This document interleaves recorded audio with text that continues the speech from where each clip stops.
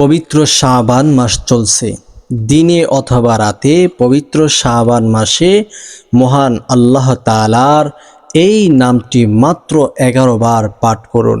আল্লাহ তাআলা আপনার চাওয়া পাওয়া সব কিছু পূর্ণ করে দিবে। আপনি যদি আল্লাহ তাআলার কাছে লক্ষ কোটি টাকাও চান, আল্লাহ তাআলা আপনাকে দিতে বাধ্য। আপনাকে অবশ্যই লক্ষ কোটি টাকা দান করবে। যদি আপনার জীবনে মঙ্গল হয়, যদি আপনার কামিয়াব হয়, অবশ্যই আল্লাহ তাআলা আপনাকে তা দান করবে। আপনি আল্লাহ তাআলার কাছে বলবেন, আল্লাহ আমার জীবনে মঙ্গল হলে আমাকে তা দান করুন।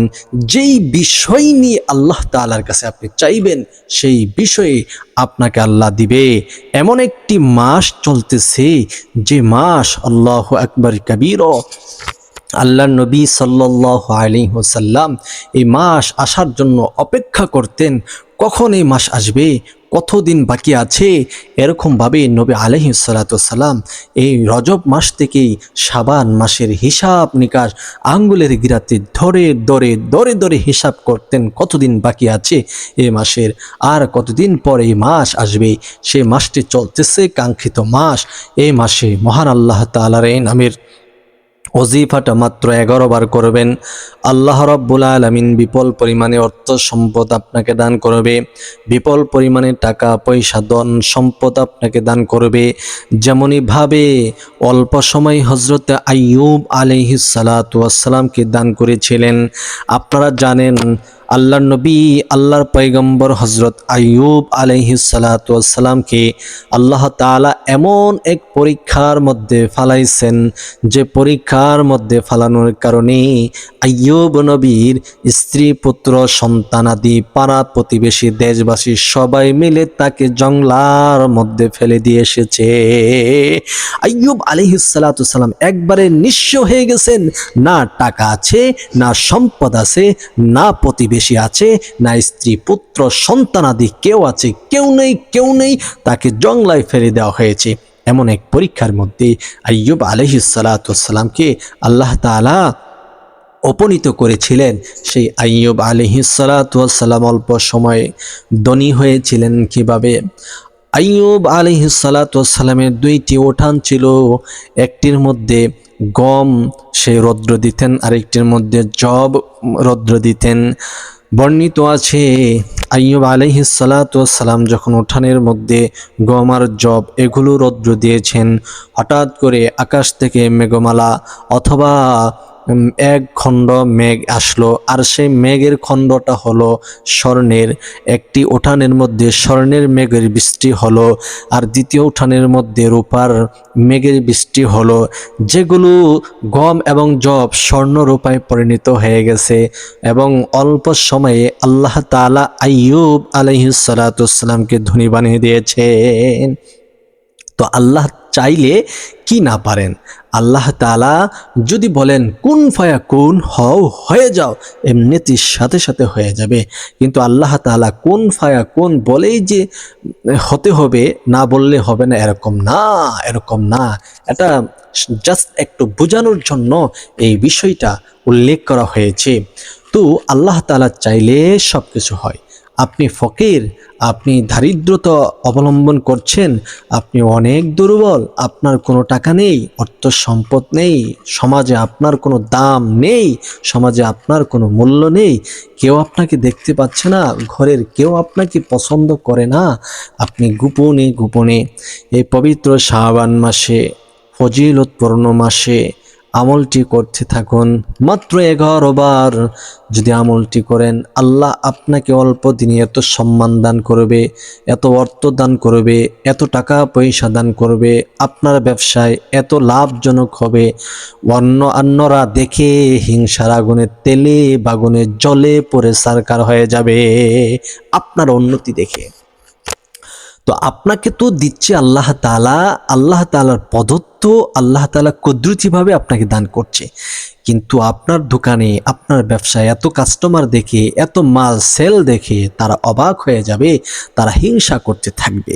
কোনো শত্রু যদি আপনার ব্যবসার মধ্যে জাদুটোনা ব্ল্যাক ম্যাজিক করে থাকে, সেগুলো ইনশাল্লাহ কেটে ভস্মিত হয়ে যাবে।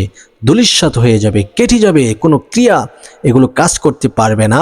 ইনশাল্লাহ এই আমলটি করলে আপনি যদি চালু রাখেন তাহলে কোনো অবস্থাতেই আপনার শত্রুরা আপনার উপর জয় হতে পারবে না, আপনাকে আল্লাহ তাআলা বিজয় দান করবে ইনশাল্লাহ। তাহলে চলুন আজকের সে আমলটি কিভাবে করব আমরা জেনে নিই। প্রতিদিনই প্রতি রাত্রে আপনি আমলটি করতে পারেন। যতদিন এই শাবান মাস চলবে ততদিন আমলটি করতে পারবেন, তাছাড়াও করতে পারবেন। বিশেষ করে শাবান মাসে আমলটি করুন। এই আমলটি করার পূর্বে এখনও যারা আমাদের এই চ্যানেলটি সাবস্ক্রাইব করেননি, দয়া করে চ্যানেলটি সাবস্ক্রাইব করে ফেলুন এবং ভিডিওটি শেয়ার করে সবার মাঝে প্রচার করে দিন। প্রিয় দর্শক, আপনার একটা শেয়ারের মাধ্যমে অনেকের অনেক উপকার হবে। আমলটি জানবে, শিখবে, শুনবে, আমল করবে, সওয়াব অর্জন করবে, আপনার নেক হবে। তাই সকলেই ভিডিওটি শেয়ার করুন। এই আমলটি করার জন্য সর্বপ্রথম আপনি নিজে পবিত্র হয়ে যাবেন।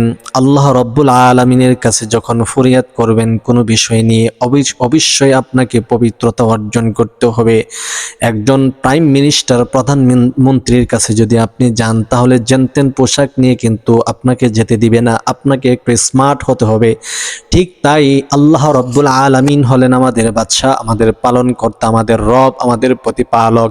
আমাদের প্রতিপালকের কাছে আমরা কিছু চাইব, অবশ্যই পবিত্রতা অর্জন আমাদেরকে বাধ্যতামূলক করতে হবে। পবিত্রতা অর্জন করে আমলটি করতে হবে।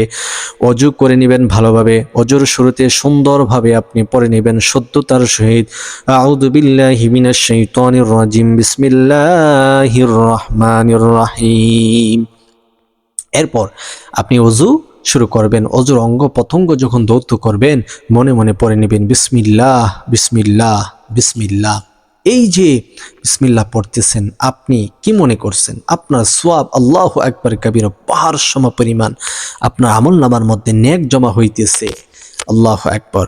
এরকমভাবে আপনি অজু করবেন, প্রত্যেকটা অঙ্গ প্রত্যঙ্গ ধৌত করবেন, বিসমিল্লাহ পড়ে নেবেন। অজুর শেষে আকাশের দিকে তাকিয়ে কালিমায়ে শাহাদাত পড়ে নেবেন। আল্লাহর নবী সাল্লাল্লাহু আলাইহি ওয়াসাল্লাম বলেন, কোনো বান্দা কোনো বান্দি যখনই আমল করবে আল্লাহ তাআলা আল্লাহর তৈরি 8 জান্নাতের দরজা তার জন্য খুলে দিবে। যে কোনো দরজা দিয়ে সে জান্নাতে প্রবেশ করতে পারবে, কোনো বাধা ধরাছোঁয়া থাকবে না। আল্লাহু আকবার।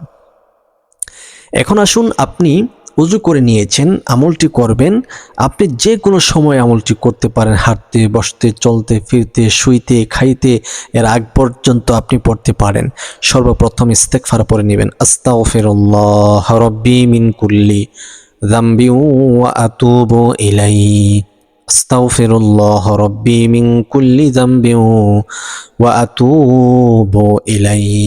আস্তাগফিরুল্লাহ রাব্বি মিন কুল্লি যামবি ওয়া আতুবু ইলাইহি।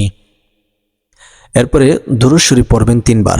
আল্লাহুম্মা সাল্লি আলা মুহাম্মাদ ওয়া আলা আলি মুহাম্মাদ কামা সাল্লাইতা আলা ইব্রাহিম ওয়া আলা আলি ইব্রাহিম ইন্নাকা হামিদুম মাজিদ।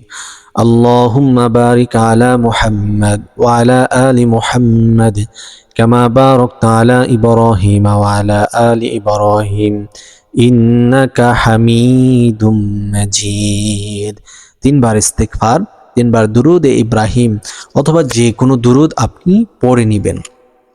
তারপরে আপনি আল্লাহ তাআলার দরবারে এই দোয়াটি পড়বেন, ইয়া যাল জালালি ওয়াল ইকরাম, ইয়া যাল জালালি ওয়াল ইকরাম, ইয়া যাল জালালি ওয়াল ইকরাম।